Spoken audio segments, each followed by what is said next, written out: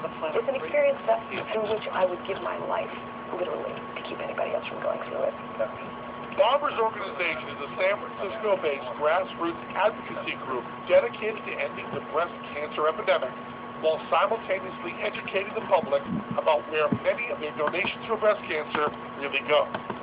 If people really want to do something about breast cancer, they can think about the fact that they don't need another tchotchke at home.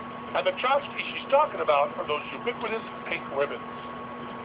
What they need is to write a check to an organization that's making a difference. There are lots of breast cancer organizations. We want people to do something besides worry and besides shop. Shop. That's what many people do to help fight breast cancer.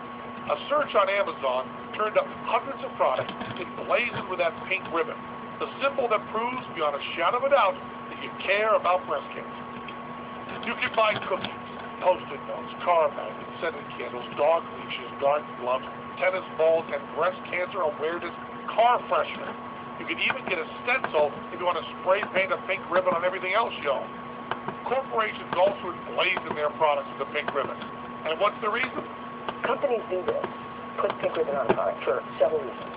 One is women buy the most products, so market demand. The second is women are more concerned about breast cancer than any other disease. And the third thing doesn't get a lot of attention is you can talk about breast cancer, which is a way of talking about sex without talking about sex.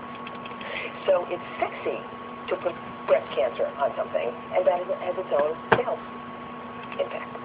Right. No company is marketing its products to raise awareness for lung cancer, even though lung cancer kills almost twice as many women per year. Shithead marketers don't think lungs are sexy, and 10 times as many women are killed by heart disease. And that's not the only outrage. Barbara also has some issues with those breast cancer run walks. People who are sponsoring breast cancer walks don't want you to know that for all the money being raised, we are no closer to a cure, and certainly no closer to prevention than we were 25 years ago. And why is that? Well, cancer is a motherfucker. Very hard to cure. But also, according to Barbara, there are a few other reasons. A lot of the money raised in these run walks is used to underwrite the cost of the event. Also, there is no coordinated effort in America to cure breast cancer. So a lot of the money that does go for research ends up in the same places people are already donating to. Plus, too much money goes to raise more awareness. So that leaves even less money to spend on finding the cure and almost nothing for finding the cause. If walking and running could cure breast cancer, it would be cured already. These efforts are really positive for the people who do them.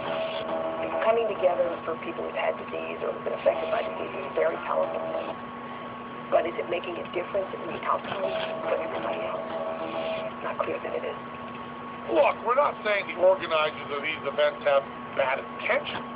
They do accomplish some good, raise money that might not have been raised otherwise, and they provide comfort to participants, many of whom are cancer survivors themselves.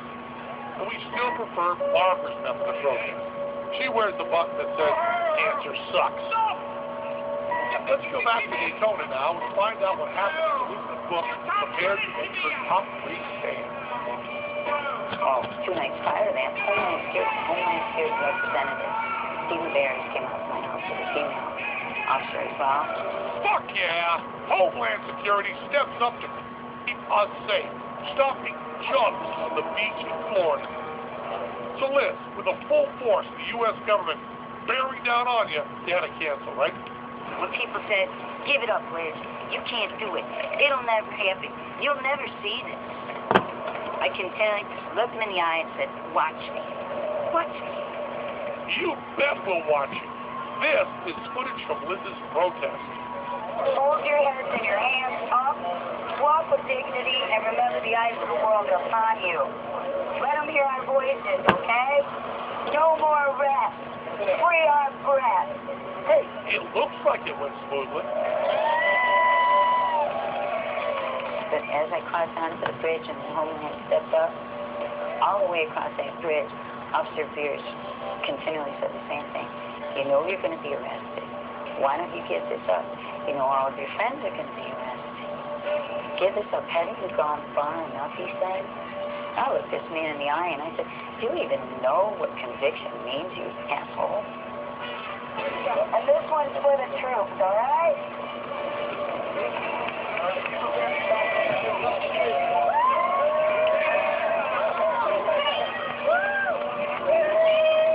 Liz was arrested and charged with violating the city's public nudity law.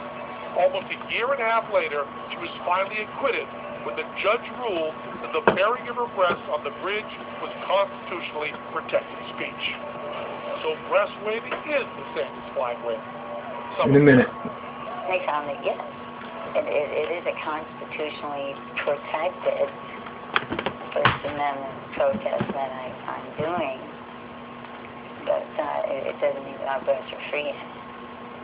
Outside of the protest format, the context that we cannot bear our breasts as of yet. So, a man can take off his shirt anywhere, but a woman has no constitutionally protected right to bare her breasts, except to protest that it's illegal to bare her breasts. How fucking whack is that? That's as if you're only allowed to hold a protest sign to protest it was illegal to hold a protest sign. So, let's make a new constitutional amendment. When in the course of human events it becomes necessary for one people to dissolve the clothing which has covered their tits, so be it. We hold these tits to be self-evident. They are part of life, liberty, and most of all, the pursuit of happiness. That's the 44th Amendment, or 44 double D for short.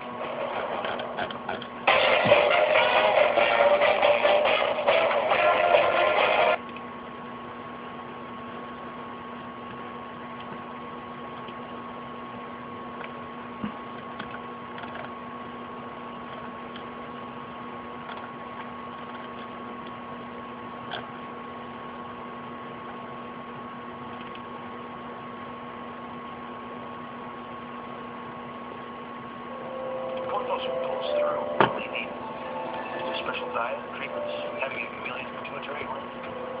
You may have trouble finding him. He'll have the ability to blend into the background, but... Yes, I am. You do not joke about something you are dumb enough to say seriously.